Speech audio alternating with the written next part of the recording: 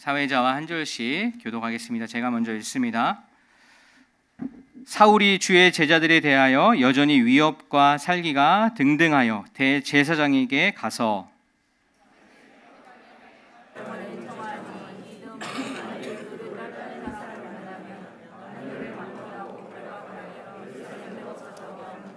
사울이 길을 가다가 다메섹에 가까이 이르더니 호련히 하늘로부터 빛이 그를 둘러 비추는지라.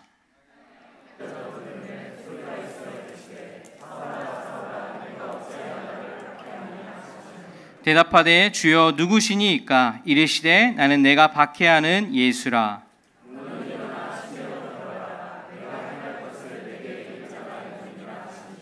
같이 가던 사람들은 소리만 듣고 아무도 보지 못하여 말을 못하고 서 있더라.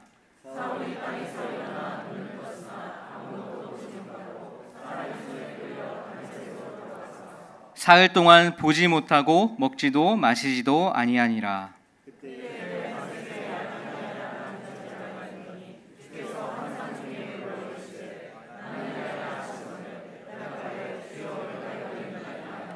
주께서 이르시되 일어나 직가라 하는 거리로 가서 유다의 집에서 다섯 사람 사울이라 하는 사람을 찾으라. 그가 기도하는 중이니라.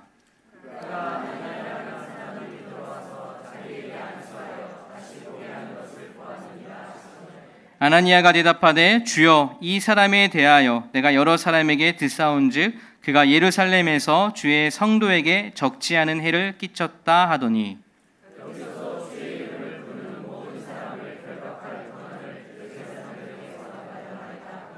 주께서 이르시되 가라. 이 사람은 내 이름을 이방인과 임금들과 이스라엘 자손들에게 전하기 위하여 택한 나의 그릇이라.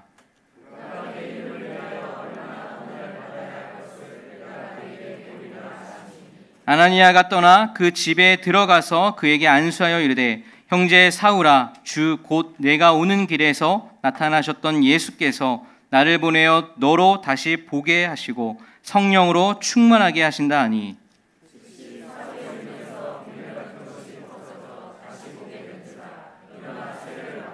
식구들 같이 읽겠습니다. 음식을 먹음에 강건하여 지니라. 사울이 다메섹에 있는 제자들과 함께 며칠 있을세. 아멘. 오늘은 성령 강림 주일입니다. 이 시간 성령님께서 우리 한 사람 한 사람을 만지시고 또 우리 교회를 치유하시고 회복시키시는 그런 은혜가 임하기를 소원합니다. 여러분, 성령님이 우리에게 임하시면 어떤 역사가 일어납니까? 예수님께서 우리를 찾아와 주셨을 때 과연 어떤 역사가 일어나셨습니까? 예수님이 우리를 찾아왔을 때 좋지 않던 기분이 갑자기 좋아지고 또 마음이 들뜨고 막 설레이고 감동이 되고 막 기적이 일어난 혹시 그런 경험을 갖고 계십니까? 아마도 아닐 것입니다. 성령님이 임하시고 주님이 우리를 찾아왔을 때에는 다른 어떤 역사보다 우리에게 회개하심이 회개의 역사가 먼저 있었습니다.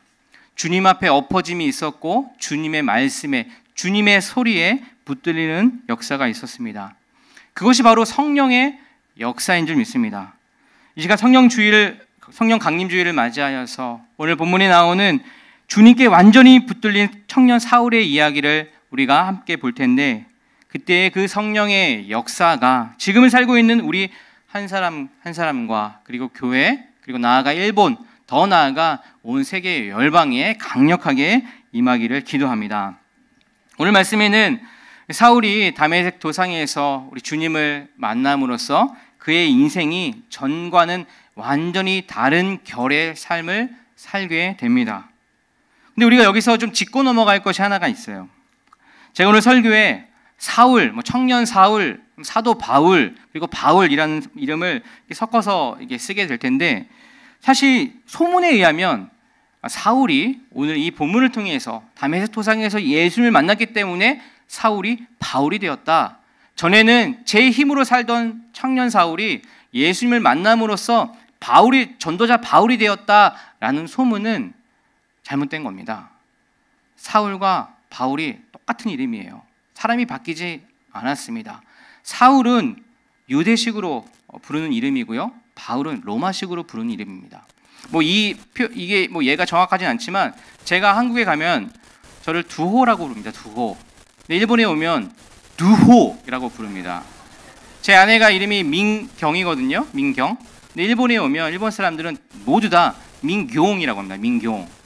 이 다른 일일 수 있지만 이렇게 생각하시면 돼요. 사람이 바뀌지 않았다는 거예요. 사울과 바울 똑같은 이름입니다.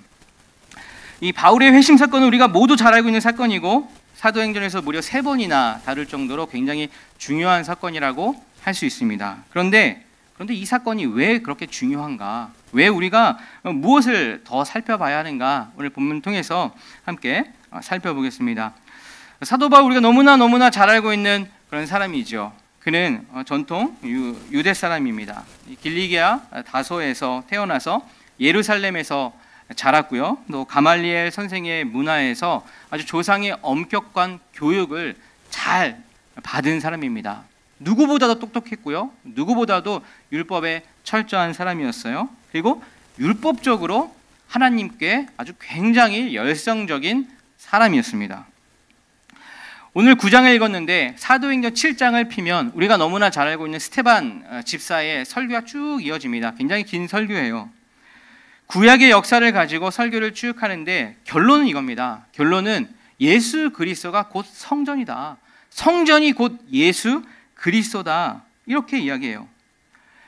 굉장히 탁월한 설교입니다. 많은 사람들이 그의 설교를 듣고 탁월한 설교를 들었으면 마음에 감동이 되고 마음에 좀 변화가 생기고 회개하고 엎어지는 역사가 있어야 되는데 그러기는커녕 거기에 있던 많은 그 설교를 들은 사람은 오히려 그 스데반 집사를 돌로 쳐서 죽이는 그런 끔찍한 사건이 벌어집니다. 그런데 그것을 처음부터 지켜본 한 청년이 있었어요. 누구입니까? 바로 사울입니다. 사울. 그는 성령 충만한 스데반 집사의 설교를 다 들었고 또 그 설교를 듣고 분노에 이기지 못하여 돌로 쳐 죽이는 순교하는 장면을 그 바울은 다 보고 있었습니다. 그런데 그때 그 청년 바울은 그걸 보면서 어떤 마음을 가졌을까요? 사도행전 8장 1절 말씀 이렇게 기록을 하고 있습니다. 8장 1절 말씀에 사울은 스데반이 죽임당한 것을 마땅하게 여겼다. 그날에 예루살렘 교회에 큰 박해가 일어났다. 그래서 사도들 이외에는 모두 유대 지방과 사마리아 지방으로 흩어졌다. 스데반의 죽음을 청년 사울은 마땅하게 여겼다라고 하고 있어요. 그리고 8장 3절 말씀에 또 이렇게 기록해요. 그런데 사울은 교회를 없애려고 날뛰었다. 그는 집집마다 찾아 들어가서 남자나 여자나 가리지 않고 끌어내서 감옥에 넘겼다. 스데반 집사의 순교는 많은 사람들로 하여금 흩어지게 하는 그런 결과를 낳게 되었습니다. 흩어진 사람들은 마치 농부가 씨를 뿌리는데 분명한 목적을 가지고 씨를 뿌리듯이 흩어진 사람들은 그 농부 대신 하나님의 목적을 완전히 알고 있는 듯 그들이 도망갔다 어디 숨었다 하지 않고 흩어졌다라고 합니다. 그리고 흩어지면서 그 농부의 목적에 맞게 복음을 뿌리면서 흩어지는 것입니다. 놀라운 일을 하게 되는 것이죠. 그 소문이 필시 사도 바울에게 들려졌을 테고 바울은 어쩌면 우려해서 더 열심을 내서 그리스도를 믿는 사람들을 거침없이 잡아서 감옥으로 가두게 됩니다. 사도행전 9장 1, 2절 말씀 보십시오. 사울은 여전히 주님의 제자들을 위협하면서 살기를 띠고 있었다. 그는 대제사장에게 가서 다마스쿠스에 있는 여러 회당으로 보내는 편지를 써달라고 하였다. 그는 그 도를 믿는 사람은 남자나 여자나 가리지 않고 닥치는 대로 묶어서 예루살렘으로 끌고 오려는 것이었다. 청년 사울의 모습을 오늘 본문이 아주 적나라하게 표현을 하고 있는데 여기에 주목해 볼 단어가 있습니다. 바로 그것은 9장 1절에 여전히라는 단어예요. 그리고 살기를 띠고 라는 단어입니다. 그리고 도를 믿는 자를 잡아서라는 문장이에요. 바로 그의 지금 현재의 모습을 보여주고 있는 거예요. 그는 스데반 집사의 죽음에 마땅히 여겼습니다. 미동도 하지 않았어요. 눈도 깜짝거리지 않았습니다. 그는 여전히 처음부터 그리스도를 따르는 자들을 죽이려고 했어요. 그는 여전히 늘 그렇게 해왔듯이 그렇게 자라온 것입니다. 그렇게 처음부터 배워왔고 그것이 진리라고 여전히 여기던 사람이었어요. 살기를 띠고 있다. 그의 표정이나 태도나 모습에서 누굴 죽일 것 같은 그런 기운이 느껴진다라는 것이죠. 실제로 사람을 죽이기도 했죠. 여전히 그는 그리스도를 따르는 자를 죽이려고 대제사장에까지 공문을 받아서 오늘 다마스쿠스로 출발을 하려고 합니다. 이처럼 바울은 자신의 태생대로 그리고 자신의 주어진 배경에 맞춰서 배운 대로 자신의 기준에 불법적으로 보이는 이 그리스도인들을 다 잡아들이려 하는 굉장히 능동적이고 적극적인 태도를 보인 사람이라고 할 수 있습니다. 이 다마스쿠스는요, 예루살렘과 약 한 240km 정도 떨어져 있는 곳입니다. 수리아의 도시이고요. 거기는 한 4만 명 정도의 유대인이 살고 있었어요. 예전에 그 예루살렘 교회에 대한 유대교의 대박해 때 많은 그리스도인들이 떠났죠. 떠나서 여기에 정착을 한 겁니다. 그들은 예수님을 믿는 사람들이었어요. 또 이곳은 세계 곳곳에 많은 상인들이 모이는 곳이었습니다. 교류가 활발했어요. 그러다 보니까 거기에 만약에 복음이 왕성하게 있게 되면 아마도 거기를 통해서 세계 곳곳으로 복음이 갈 것이다라는 사도 바울의 우려에 사도 바울은 서둘러 대제사장에까지 그 공문을 받아서 그곳으로 떠나려고 했던 것이죠. 굉장히 목적이 뚜렷하고 여전히 살기가 등등하고 능동적이고 적극적인 그가 오늘 다메섹 도상에서 엄청난 사건을 당하게 되는 것입니다. 바로 그것이 오늘 말씀인데요. 3절 4절 말씀 보십시오. 사울이 길을 가다가 다마스쿠스에 가까이에 이르렀을 때에 갑자기 하늘에서 환한 빛이 그를 둘러 비추었다. 그는 땅에서 엎어졌다. 그리고 그는 사울아 사울아 내가 왜 나를 핍박하느냐 하는 음성을 들었다. 그가 길을 가는 도중에 갑자기 환한 빛이 찾아왔어요. 그리고 소리가 있었습니다. 사울아 사울아. 엄청 깜짝 놀랐겠죠. 그의 인생 가운데 예수님이 현현하신 겁니다. 나타나신 거예요. 바울은 너무나 놀랐을 것입니다. 근데 우리가 이 부분을 좀 주목하고 봐야 할 필요가 있어요. 하늘에서 환한 빛이 비추자 바울이 했던 행동이 무엇입니까? 땅에 엎어졌어요. 여러분, 빛이 환하게 비추자 왜 바울이 땅에 엎어졌을까요? 빛은 어떤 특성을 가지고 있습니까? 빛은 어두움을 밝게 해주는 특성이 있죠. 추운 곳, 얼음을 녹일 수 있는 그런 따뜻한 특성을 가지고 있습니다. 그리고 빛은 만물을 다 드러낼 수 있는 힘 또한 가지고 있어요. 어두운 가운데 우리가 어두운 밤길을 가다가 어두운 시골길을 가다가 빛을 만나게 되면 우리는 어떤 마음을 갖습니까?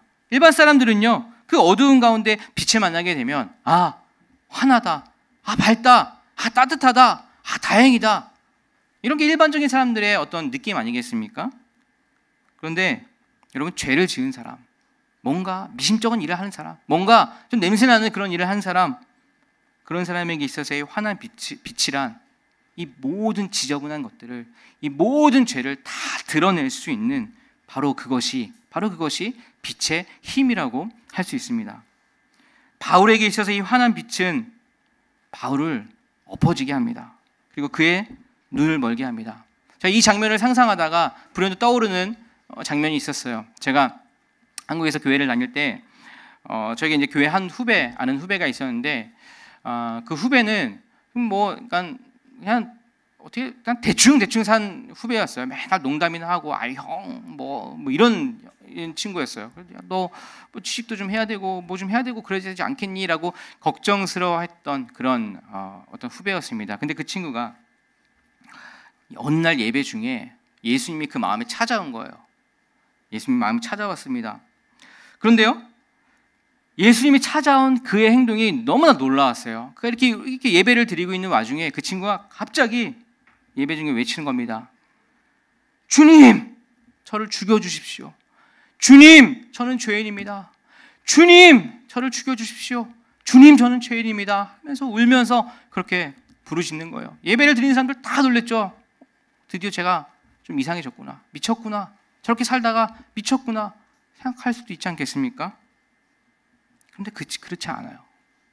주님이 찾아오시면, 성령님이 우리에게 임하시면, 여러분, 우리의 숨겨있던, 우리의 대충대충 살았던, 우리의 속여왔던 이 모든 죄가 다 환하게 드러나는 것입니다.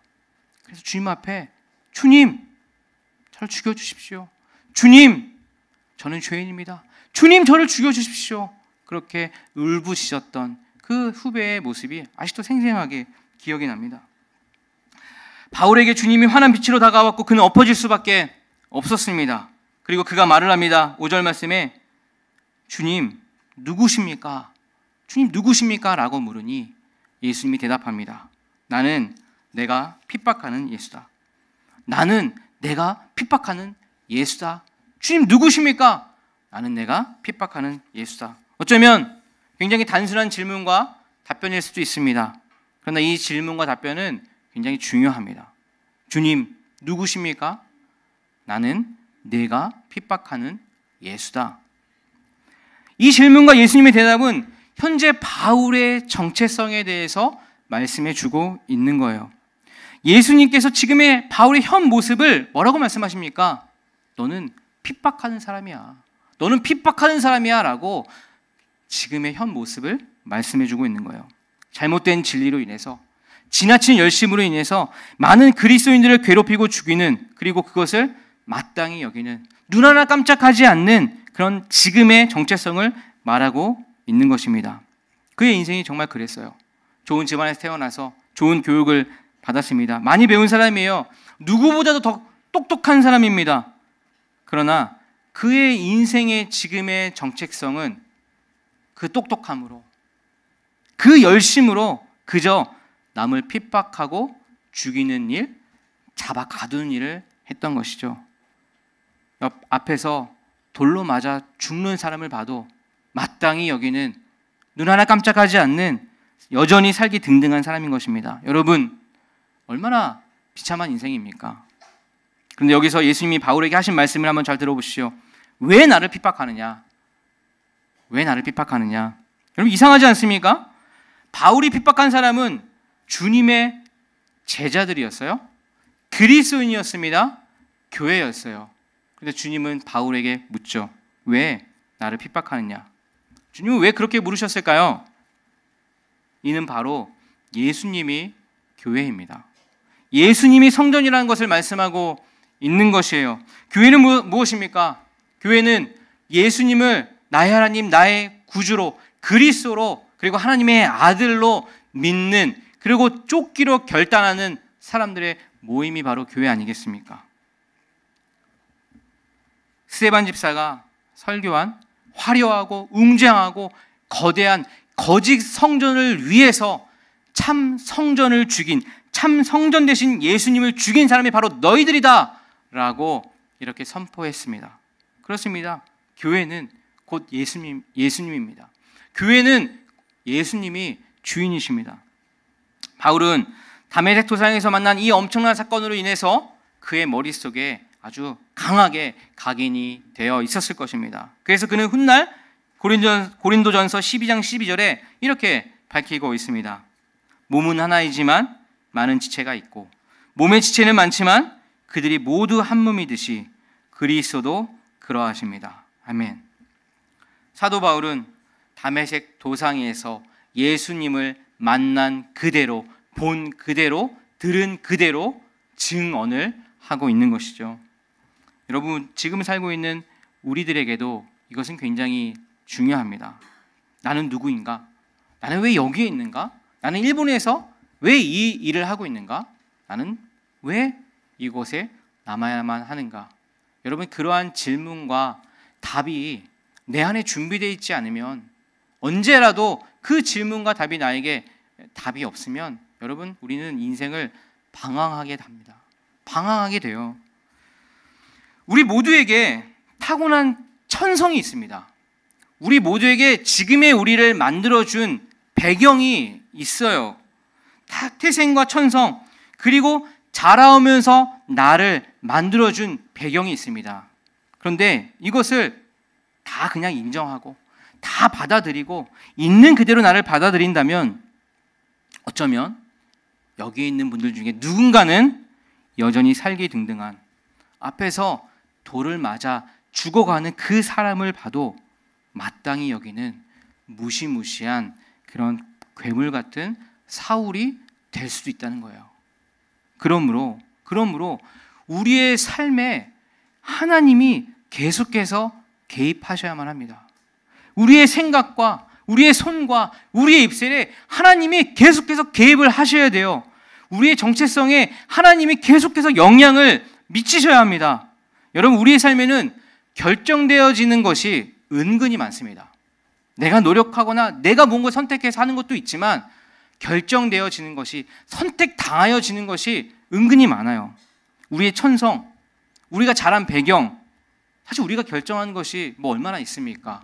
부모에 의해서, 사회에 의해서, 나라에 의해서 결정되는 것이 생각해보면 되게 많아요. 하지만 우리는 그 모든 것을 그냥 자연스럽게 그냥 받아들이고 이게 내 거야, 난 이대로 살아야 돼 라고 하시면 안 된다는 겁니다. 우리의 인생에, 우리의 선택에, 우리의 음성에, 우리의 행동에, 우리가의 모든 것에 하나님이 개입하시도록 해야 할 것입니다. 우리의 인간관계에, 우리의 믿음에, 우리의 신앙에, 우리의 사업에, 자녀 교육에 하나님이 계속해서 개입을 하셔야만 하는 것입니다. 그렇다면 바울의 회심 과정에서 하나님께서 어떻게 개입하셨는가 중요한 것이 한 가지가 더 있습니다. 6절부터 8절까지 말씀 보십시오. 6절에서 8절까지 일어나서 성 안으로 들어가거라. 내가 해야 할 일을 일러줄 사람이 있을 것이다 하는 음성이 들려왔다. 그와 동행하는 사람들은 소리를 들었으나 아무도 보이지는 않으므로 말을 못하고 멍하게 서 있었다. 사울은 땅에서 일어나서 눈을 떴으나 아무것도 볼 수가 없었다. 그래서 사람들이 그의 손을 끌고 다마스쿠스로 데리고 갔다. 바울은 열심히 있는 사람이죠. 능동적이고 아주 적극적인 사람입니다. 사람들을 이끌고 리더로 다메섹으로 갔던 것이죠.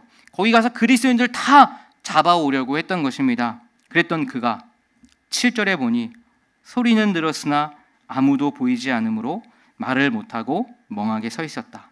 8절에 일어나서 눈을 뜨려고 했으나 아무것도 볼 수가 없었다. 그래서 8절의 마지막 부분에 그래서 사람들이 그의 손을 끌고 다마스쿠스로 데리고 갔다. 이것이 그의 인생의 주체가 바뀌는 순간이죠. 이것이 그 삶의 완전히 변화가 되는 사건인 것입니다. 바울은 누구보다도 능동적이고 적극적인 사람이었어요. 그러나 지금은 그의 눈이 멀어서 아무것도 할 수 없는 그런 상황이 돼버린 것입니다. 눈에 보이지 않으니 아무것도 할 수 없고 멍하니 있을 수밖에 없었어요. 이제는 사람들의 손에 의지하여 다메섹으로 이동하게 됩니다. 아무것도 할 수 없는, 아무것도 능동적으로 할 수 없는 수동적인 그런 사람이 되어버렸죠. 어쩌면 이것이요, 누가 보기에는 굉장히 비참한 삶이 되었다, 정말 안타깝다, 정말 마음 아프다, 이렇게 살아도 되겠는가 라는 그런 아픈 마음을 가지고 있을지도 모르겠습니다. 하지만 사실 이것이야말로 우리 크리스찬의 삶이 될 줄 믿습니다. 내가 열심히 살고, 내가 열심히 땀을 흘리고, 내가 무언가 바꿔보려 하고 내 능력으로 사는 것이 아니라 그리스도인은 오직 예수 그리스도의 은혜로, 그리스도인은 그 손에 붙들려, 그 말씀에 붙들려 사는 것이 바로 우리 그리스도인의 삶이 될 줄 믿습니다. 지금까지 누구보다도 능동적으로 살아왔던 바울에게 있어서 이 사건은 굉장히 충격적인 사건이었을 것입니다. 그래서 그는 9절에 이렇게 기록하고 있어요.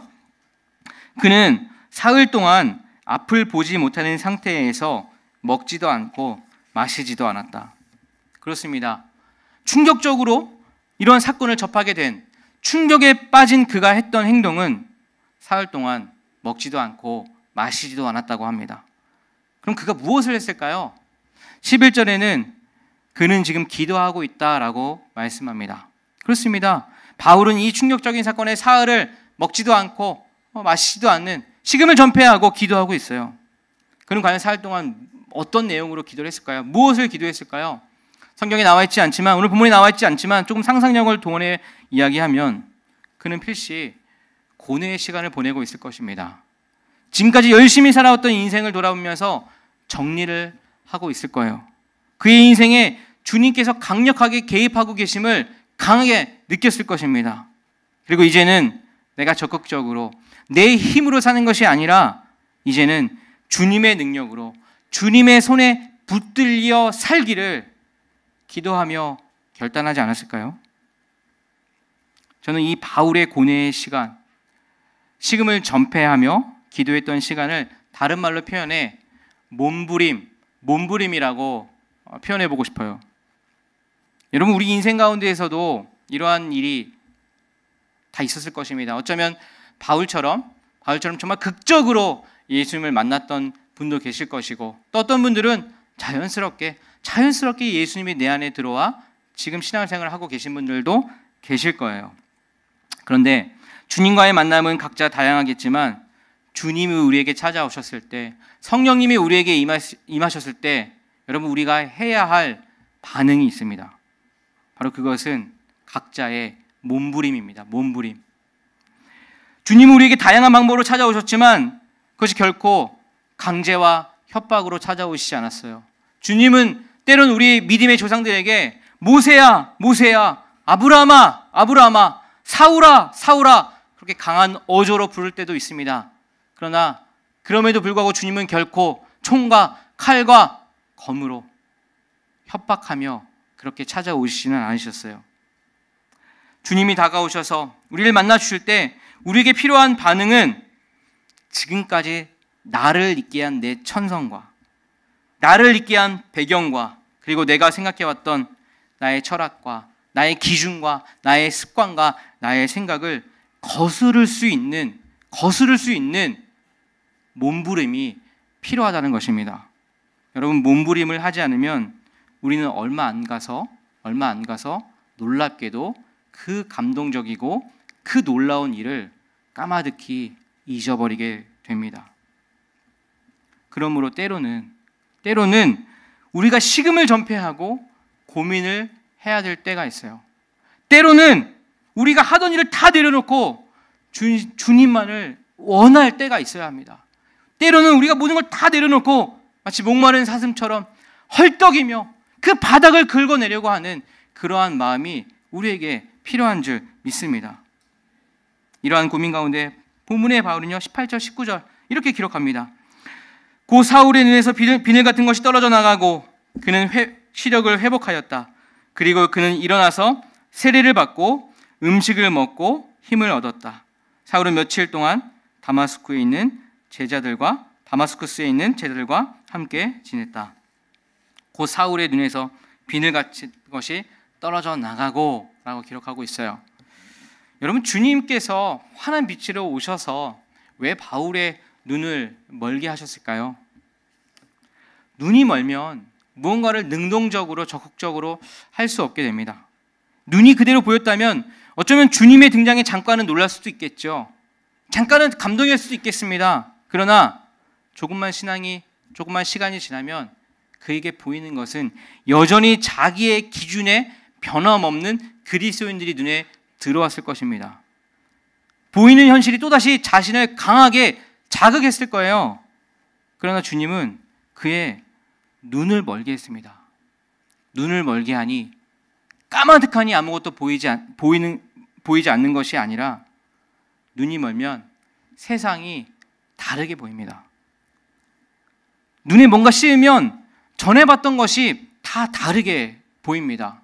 여러분, 오죽하면 그래서 우리가 사랑하는 사람 만났을 때 눈에 콩깍지가 씌어서 지금 생각해 보니 그때는 내가 왜 눈에 콩깍지가 씌어서 이렇게 할 때가 가끔 있지 않습니까? 이처럼 눈은요 내 생각이 있는 대로 내 마음에 있는 대로 그렇게 보이게 된다는 것입니다. 주님은 그의 눈을 멀게 하셨어요. 그리고 그의 눈에서 비늘 같은 것이 떨어지게 하셨습니다.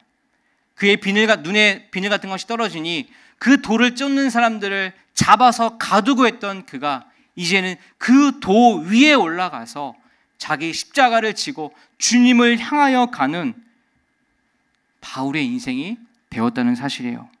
여러분, 우리에게도 이런 은혜가 있기를 소망합니다.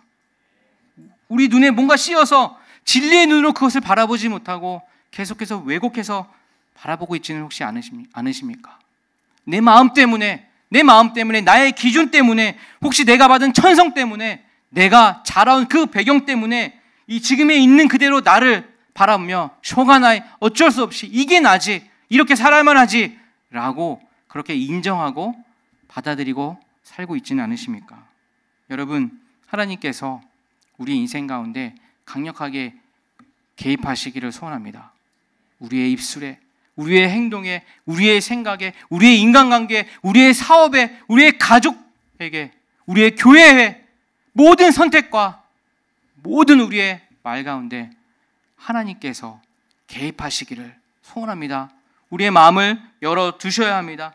주님, 이렇게 우리는 소망해야 됩니다. 주님, 나의 마음을 만져주시옵소서. 주님으로 채워주시옵소서. 주님, 여전히 목이 마릅니다.